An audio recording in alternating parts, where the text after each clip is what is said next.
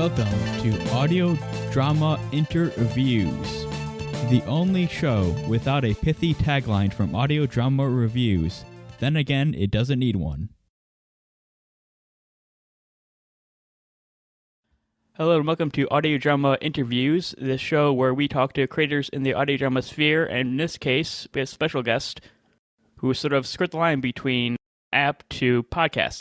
With me now are Nicholas, Prufer. Nice to meet you. You too. And Victor Lee. Hey, Michael. Glad to be here. So this app, I've been reading a lot about from Twitter and online, that kind of thing. What's it called and what sparked the idea for it? So it's called Appollo Podcasts. It's available now for Android and iPhone devices. The idea basically came after we premiered our podcast, our audio drama at Tribeca. And we had the chance to meet so many different creators of different ranks and different levels out there, both from indie creators to professional creators. And we met and talked to all of them and try to understand where the current podcasting apps have been and how they serve the current audio fiction community. And we noticed that, the big players out there, the current podcast players out there, are actually completely underserving to the audio fiction as a medium. We know the episodes are displayed wrong. And, it feels like audio fiction is almost like a second thought in these platforms.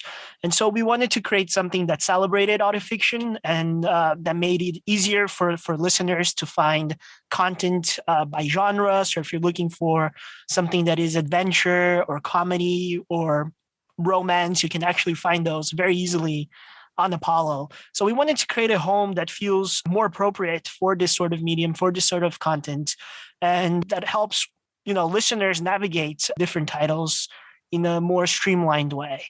And this is pretty much where how Apollo came to be, just meeting a bunch of people and understanding how underserving the other apps were. Yeah, especially just to add on to that, I think it was a lot of our own experience as creators.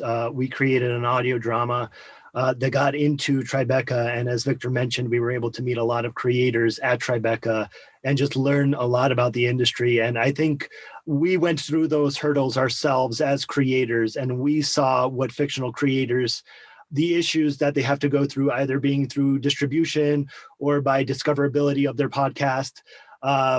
So we just learned it all ourselves as well. And through that journey, not only talking to people, but experiencing it ourselves, we then thought that, hey, there's a gap in the industry where audio fiction is not being celebrated. It's not being shown. You're not able to find audio fiction easily. How can we help the community and make sure that audio fiction is this amazing thing that gets the attention it deserves? Speaking of the Tribeca Film Festival, are there any other festivals like Tribeca that you're aware of that actually do this kind of stuff? Or is this more like you found it and did the thing or whatever? So, well, that's it was kind of a discovering process for us because we were in the middle of creating our audio fiction drama called Earth Eclipse. It's a sci-fi epic, and we were in the middle of producing it in December. And that's when we heard about the news about Tribeca and that Tribeca was opening up submissions for fictional podcasts, which this was the first year that they actually opened it. I do know that there were a few other podcasts that in the past have premiered at Tribeca, but they never had a specific category for it. So the timing actually worked out really well for us.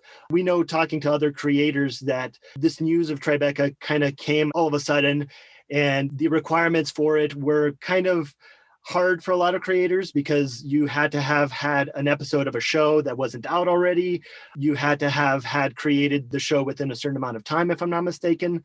And so we were just perfectly positioned to submit our first episode. We weren't able to submit all 8 episodes, but we submitted the first episode. And the experience was just absolutely fantastic in the sense that we were able to be together with some of the best people in fictional podcasting and in nonfiction as well. They also had a nonfiction category. So it was great to just talk to so many podcast creators out there. And Tribeca did a great job of exposing our show, Earth Eclipse, throughout the Tribeca Festival. And I think it was an opportunity unlike any other that, especially us as creators, we stayed there through the whole festival. That was what, Victor, a week long? It was about a week to 2 weeks. A week to 2 weeks. Yeah. So it was a week to 2 weeks of a lot of conversations that we were listening into. We got the ability to talk to all the creators. We were able to talk to Audible. We were able to talk to a few other people within the industry. That was great. And, Tribeca really helped us out in a lot of ways because it kind of put our podcast out there to a lot of people that weren't aware of it. And it put us in touch not only with consumers, but with also people in the industry. So, for example, we were able to talk to an entertainment agent after Tribeca because of the Tribeca Awards. And it opened up quite a few doors for us in that sense. But yeah, it was just an absolutely amazing experience. And there are other things like this now. We would know because we've actually applied to a few other festivals and we've been able to get in. In total, I believe Earth Eclipse has won over 15 awards around the world, not only here in the US, but also in Asia, in Europe as well. We won 5 Lovey Awards for Earth Eclipse last year as well, competing against Audible. And so there are other festivals out there. And I would encourage, if you are a fictional creator, even if you're nonfiction, to pursue these festivals out and see where you can expose your content, because it's just a great way to get people's attention. Victor, is there anything you want to add? Yeah, sure. I think Tribeca, what it was for me in specific, was an opportunity to be immersed in several different. It was a celebration of creativity. That's what we told each other during the festival. It's just amazing how they celebrated different storytelling mediums, not only audio with podcasting, but they go beyond with VR and AR projects and comic book projects. And so they are really like celebrating storytelling at its core. And we were just very happy to be part of this first year that they did this. But as Nick mentioned, I think there are several other festivals around the US, around the world, some in the UK, that are actually celebrating a lot of fiction shows and specifically podcasts in audio format. And I think those are very good opportunities, definitely, to get exposure for your show. But we're very happy that fiction podcasts as a storytelling medium is becoming more and more mainstream. The more people are learning about it, the more people are discovering this medium. So that's very exciting. For the festivals that weren't Tribeca, the ones that you submitted Earth Eclipse to before or after Tribeca was over, was it different from Tribeca? Was it easier, harder? Well, I think on the content angle, it was, I'm in charge of all the content that we produce here at the Lunar Company. And for us, it was actually a bit easier because post Tribeca, we had all 8 episodes finished. I mean, before Tribeca even started, we had all 8 episodes of the first season finished. But to know that with a lot of breathing room for the next festival, I think on the content side, it gives you like some space to breathe, where you're not necessarily trying to rush for the release dates to get them out there. I think submitting to the festivals, Victor, you're the one that kind of found a lot of these festivals and submitted to them. Do you want to speak a little bit to your experience? Yeah, of course. So submitting to Tribeca was a fairly straightforward process. You use their portal. They have their own submissions portal that you go to. And there are a few prompts like what is the synopsis of your show? Like, what is it about? There's some technical information that they ask, but it's pretty straightforward. There are no trick questions in that regard. And for all the other festivals, it was the easiest process ever. If you go on Film Freeway, you only have to create once pretty much a profile for your show, for your fiction podcast, and you can submit to as many podcast festivals as you can. And then there are a couple ones that are very well known. I think the New Jersey Web Festival, I think we're still waiting to hear from them. There are Cinemonic Podcast Festival. We just heard from them as well. There's some in the Minnesota Web Festival. There are a couple of festivals that are on Film Freeway, and it's super, super easy for anyone to apply once you create a profile. But it's super straightforward, no trick questions. It's not like a job interview of any kind. It's super, super straightforward and super easy to apply. Before we get into the podcast app, tell us a little bit about how Earth Eclipse got started and what that process was like. That's great that you asked that question, because this is where I get very, very excited, Michael. Because me and Victor, before starting this process, we used to work in Hollywood for a couple of years. We worked in the entertainment industry, and we just felt kind of paralyzed where we were at the moment, and we wanted to do something new. And I remember very clearly, kind of a funny story. We were at a barbecue of all places, and Victor turns to me. We were all kind of burnt out from our jobs, and he was like, "You're a creative guy." And our other co-founder, AJ Churchill, who is our sound and music master, Victor was like, "He does sound and music. I do a lot of business stuff. Like, have you ever thought about doing a podcast?" And I was like, I've never really thought about that. And I actually did. I used to listen to a lot of audiobooks. And I remember I listened to a lot of audiobooks, and I would always think to myself, is there any way that the story could be told without narration? Could the story be told in a way that was more akin to cinema in a way, especially since I come from a cinema background? Could we do techniques that we use in cinema in audio? Would that even be possible to tell a compelling story? And so we all quit our jobs. We were like, this is a great idea. Let's get right to it. And we started working on this project together, which was a pilot episode for Earth Eclipsed. And, the creative process, like the creative world building, all came from my head, of course, with the help from Victor and AJ. We all kind of worked together with everything. But, we came up with this universe and this world. We thought 5,000 years into the future, we created an entire history for this universe that we wanted to create.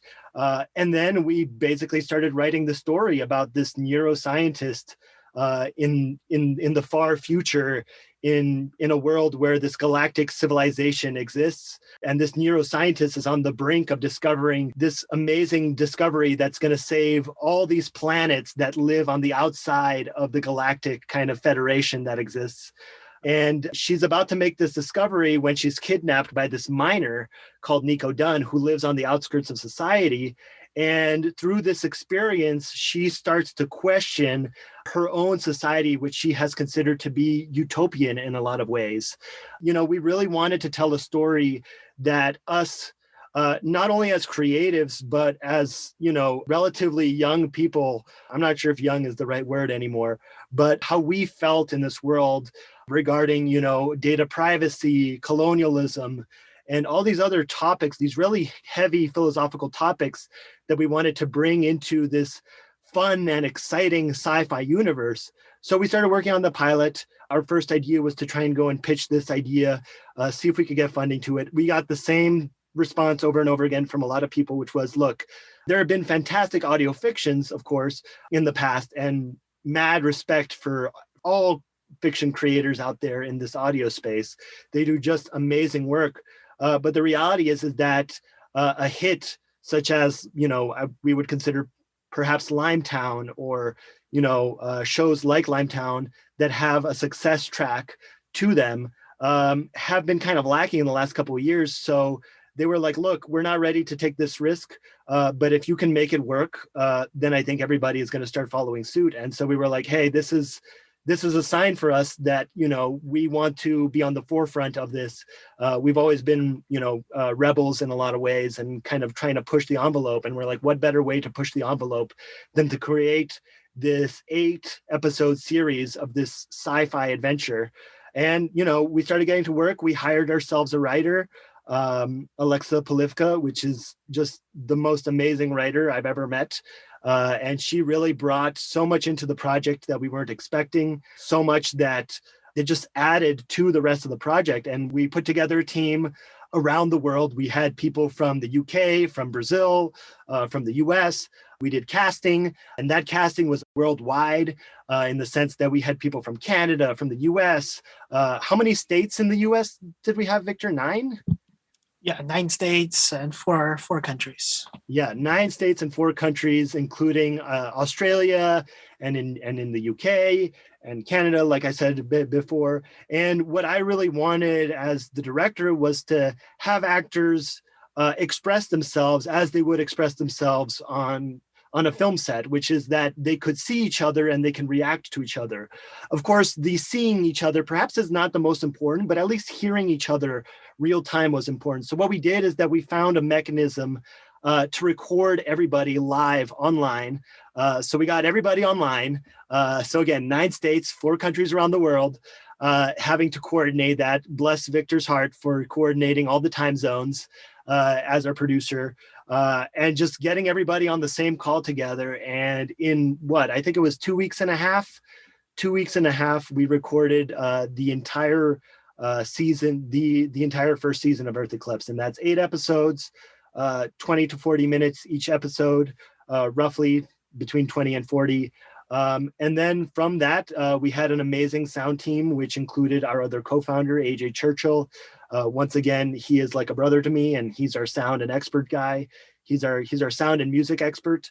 And he really did a phenomenal job. He got together a sound crew, together people from the UK that he worked with in the past. And, we put this whole thing together, and we even, we wanted to take this project even further, that even in the last episode, we even hired an entire choir. Where was the choir based again, Victor? I forget now. The top of my head. Macedonia. In Macedonia, yeah. We hired a choir in Macedonia to do the anthem of the galactic of the galactic civilization, and that shows up in episode 8, and it's just it's like these small things that really make the project feel real. And it was a very long process. I think we went through thousands of auditions. I listened to each individual audition to get the casting right. We went through multiple different versions of each kind of take. Me and AJ, we worked very closely, especially me as the director and him as the composer and sound expert, to really make sure everything worked out properly. And again, Victor was just instrumental in just making sure the whole machine kind of worked together to make sure that across everywhere around the world, we were able to compensate our actors, that we were able to get them on calls on time. And everything related to production was pretty much all Victor. And so it was an amazing experience. And by the end of it, we ended up with this amazing show, Earth Eclipsed, that is just an exciting, amazing, like, mystery that you really have to listen to it for you to experience it. I decided to split this episode here due to how long editing was taking me. Next up, we have VO Repertory Theater in the pipeline. Should be a much shorter wait time this time around. After that, we'll be back with the Appollo Podcast app conversation.